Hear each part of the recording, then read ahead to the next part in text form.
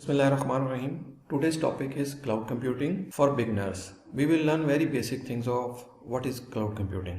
Let's start with this. Traditional data center. सबसे पहले मैं बात करूँगा traditional data center. Traditional data center infrastructure consisting of a set of hardware, mostly servers, switches, routers, that run 24/7, keep your data store accessible at any time. यानी कि जो traditional data centre है, मैं एक एग्जांपल लेके चलूँगा. कोई भी ऑर्गेनाइजेशन है जिसको आईटी की ज़रूरत होती है, ठीक है, और इवन अब तो सभी चाहे वो स्मॉल बिजनेस कंपनीज हों या बिग कंपनीज हों, उनको आईटी की ज़रूरत है, ठीक है. वो क्या करते हैं, वो प्लान करते हैं जी कि हम लोगों ने अपना डाटा सेंटर बनाना है, ठीक है. जब डाटा सेंटर बनाना है तो मैं एग्जांपल लेते हैं यूनिवर्सिटी की. यूनिवर्सिटी ने सपोज अगर पूरा डाटा सेंटर बनाना है, वो क्यों बनाना है, इसलिए कि उन्होंने पूरा का पूरा यूनिवर्सिटी का नेटवर्क मेंटेन करना है, ठीक है, जिसके अंदर राउटर्स लगेंगे, स्विचेस लगेंगे, ठीक है, और फिर उसके ऊपर सर्वर रखे जाएंगे जिसके थ्रू जहाँ पे डाटा स्टोर होगा और सब लोग एक्सेस करेंगे, ठीक है. और फिर प्लस ये कि उसके लिए जगह एलोकेट होगी और हो सकता है उसकी कॉस्ट जो है वो तकरीबन 10 करोड़ के करीब आएगी, ठीक है, अगर नया डाटा सेंटर बनने जा रहा है, ठीक है. और फिर आपने उसके अंदर कूलिंग सिस्टम मेंटेन रखना है, ठीक है ना. फिर पावर बैकअप्स रखने हैं कि पावर सप्लाई जो है वो डिस्टर्ब ना हो, आपको जनरेटर्स लेने पड़ेंगे, यूपीएस लेने पड़ेंगे, केबलिंग होगी, ठीक है ना. और ये सब कुछ करने के लिए फिर आपको बंदे भी हायर करने पड़ेंगे और उनको भी आप पे करेंगे, ठीक है. ये सारी चीज़ें करेंगे, ये आपको खुद करनी पड़ेगी. जिस कंपनी ने भी डाटा सेंटर बनाना है उसको मेंटेन करना पड़ता है सारा का सारा, ठीक है. अच्छा, क्लाउड कंप्यूटिंग की तरफ मैं आ जाता हूँ. क्या है क्लाउड कंप्यूटिंग में, क्या हुआ है जी कि डिफरेंट लार्ज कंपनीज उन्होंने भी इस तरह के बड़े बड़े डाटा सेंटर्स बनाए और उन्होंने कहा कि भाई आप हमसे जो चीज़ें आप यूज़ कर रहे हैं, अब हमसे ये सर्विसेज ले लो, ठीक है, हम आपको सर्विसेज रेंट कर देते हैं. क्लाउड में क्या होता है, रेंट पे ले लेते हैं, ठीक है. और लेकिन मेंटेनेंस सारी की सारी जो होती है वो क्लाउड कंप्यूटिंग वालों ने करनी है, ठीक है. आप नॉर्मली अपने पीसी से या कहीं से उसको एक्सेस कर सकते हैं, ठीक है, और वो सारी की सारी सर्विसेज यूज़ कर सकते हैं. क्लाउड कंप्यूटिंग के अंदर एक जो मेन कॉन्सेप्ट है वो वर्चुअलाइजेशन का है, यानी कि वर्चुअलाइजेशन यूज़ होती है, ठीक है. इसके बाद क्या हुआ कि जब आप रेंटेड ले लेते हैं, रेंटेड में ये हो गया जहाँ पे आपको 10 करोड़ रुपये पे करना पड़ रहा था, वहाँ पे आपको अब हो सकता है पर मंथ 1 लाख रुपए पे करना पड़े, ठीक है ना. आप उनसे कॉन्ट्रैक्ट कर लेते हैं, आप उनके साथ चीज़ें उनसे रेंट पे ले लेते हैं जो आपको ज़रूरत है, ठीक है. अब जो सारी की सारी मेंटेनेंस है, पावर की मेंटेनेंस हो गई, एयर कंडीशनिंग की मेंटेनेंस हो गई, हार्डवेयर की मेंटेनेंस हो गई, उसको अपग्रेड करना, सब कुछ करना, वो सारा का सारा क्लाउड कंप्यूटिंग जिससे सर्विसेज लिए वही करेंगे.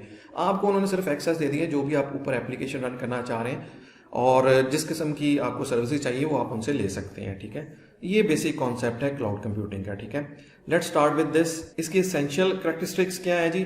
ऑन डिमांड सेल्फ सर्विसेज, बिल्कुल, यानी कि जब आपको रिक्वायर है आप उस किस्म की सर्विसेज खुद ही से ले सकते हैं, ठीक है ना. आप चाहते हो कि मुझे 4 सर्वर चाहिए, मुझे 5 सर्वर चाहिए, मुझे 10 सर्वर चाहिए, ठीक है, वो आप उसी टाइम ले सकते हैं, यानी it's there when you need, जब चाहे आपको उस टाइम ले सकते हैं. इसका सबसे फायदा एक और है, वैसे अपने प्रीमिसेस पे अगर एक हार्डवेयर बाई करते हैं, सर्वर बाई करते हैं, तो उसमें क्या होगा जी कि आप हो सकता है वो 2 लाख का है या 5 लाख का है, ठीक है ना.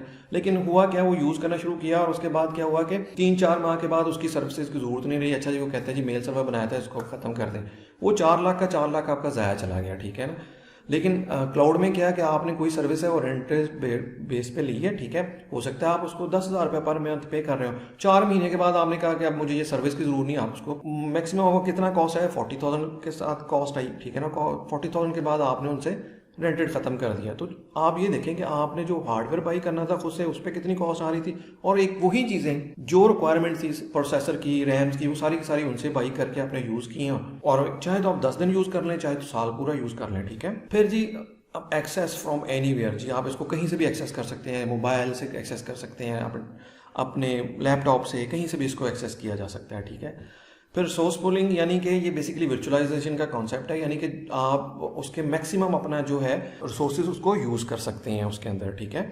और मज़े की बात यह है कि आपका हार्डवेयर है और मतलब आपको उसके अंदर रैम जो है 16 GB की है और आप चाह रहे हैं कि उसको एक्सटेंड करना है, ठीक है ना. अदरवाइज तो आपको बाई करने पड़ेगी, खरीदनी पड़ेगी, नहीं अगर आपके पास पर्सनल उसके अंदर. इसमें क्या है, जस्ट आप उसको उसके अंदर जस्ट क्लिक्स के साथ उसको 32 GB कर लो, 64 GB कर लो, जस्ट ऐड करोगे तो वो आपके पास ऐड हो जाएगी, ठीक है ना. आप चाहे प्रोसेसिंग पावर बढ़ा लो जितनी चाहिए आपको, ठीक है ना. और अच्छा, रैपिड इलास्टिसिटी मीन्स कि जो आप चाहते हैं आपको वही मिलता है, ठीक है. और फिर मैयर services you get what you pay for, means यानी कि इसके ऊपर आपको वही चीज़ मिलेगी जिसके लिए आप पे कर रहे हो, यानी इसको नॉर्मली हम कहते हैं पे पर यूज़, ठीक है। जितना आपने यूज़ किया है उतना ही आपने पे करना है, ठीक है। ये इसके थे basically essential characteristics of cloud computing के अंदर। अच्छा, इसके बाद इसके अंदर डिप्लॉयमेंट मॉडल्स आ जाते हैं, जिसके अंदर प्राइवेट क्लाउड्स आ जाता है, पब्लिक क्लाउड आ जाता है और हाइब्रिड क्लाउड आ जाता है। प्राइवेट क्लाउड में क्या होता है कि प्राइवेट क्लाउड वही कॉन्सेप्ट जो मैं आपको दे चुका हूँ कि आप अपनी जगह पे खुद जो क्लाउड बनाते हैं उसको आप प्राइवेट क्लाउड कहते हैं, और जो जिस ऑर्गेनाइजेशन ने बनाया वो उसको वही यूज़ करती है, ठीक है। और उसके बाद क्या है पब्लिक क्लाउड। पब्लिक क्लाउड तो ऑलरेडी सबके लिए है, जो भी सर्विसेज लेना चाहता है उनको पे करे और वो सर्विसेज ले ले, ठीक है। फिर एक कॉन्सेप्ट है हाइब्रिड क्लाउड का। हाइब्रिड में क्या होता है पब्लिक और प्राइवेट दोनों यूज़ होते हैं। उसकी एग्जाम्पल देता हूँ, जैसे बैंक्स हैं उनका डाटा जो है बहुत सिक्योर होता है, ठीक है। वो नहीं चाहते कि हम लोग क्लाउड पब्लिक क्लाउड के ऊपर रखें। वो क्या करते हैं, उन्होंने प्राइवेट अपना डाटा सेंटर भी बनाया हुआ है, लेकिन अब जितना भी डाटा है वो प्राइवेट क्लाउड्स के अंदर ही स्टोर, यानी अपने डाटा सेंटर के अंदर ही स्टोर कर रहे हैं।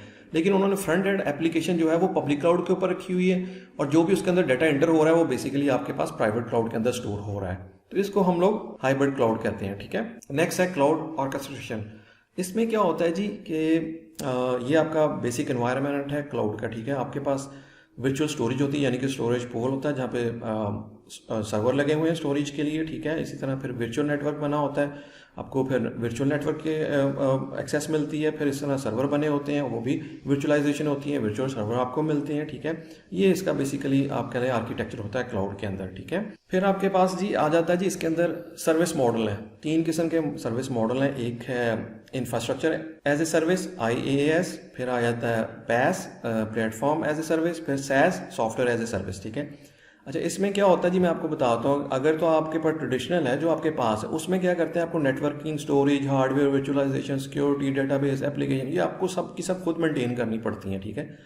लेकिन आप क्लाउड में जाते हैं तो अगर आप इंफ्रास्ट्रक्चर एज सर्विसेज लेते हैं तो फिर क्या होता है नेटवर्किंग, स्टोरेज, सर्वर, वर्चुअलाइजेशन, ये सारा का सारा क्लाउड वालों ने उसको मेंटेन करना है। आपने सिर्फ अपने सर्वर का जो सॉफ्टवेयर है उसको मेंटेन करना है, उसकी सिक्योरिटी को मेंटेन करना है, डेटाबेसेस को जो भी है उनको मेंटेन करना है, एप्लीकेशन को आपने मेंटेन करना है, ठीक है। और इसी तरह अगर हम ये सर्विस लेते हैं जी कि PaaS की लेते हैं जी प्लेटफॉर्म, उसमें क्या होता है कि फिर इवन के सिक्योरिटी तक जो है वो क्लाउड प्रोवाइडर ने सारी की सारा उसको सर्विस प्रोवाइड करनी है, वो आपकी जिम्मेदारी नहीं। आपने सिर्फ जो मेंटेन करना है वो एप्लीकेशन है और जो डेटाबेस मेंटेन कर रहे हैं वो आपने मेंटेन करना है। और SaaS के अंदर क्या है कि वो सारा का सारा उन्होंने ही मेंटेन करना है। जो आपको एप्लीकेशन चाहिए आप उनको बता दें, वो उन्होंने इंस्टॉल करके आपको दे देनी उसकी एक्सेस, ठीक है।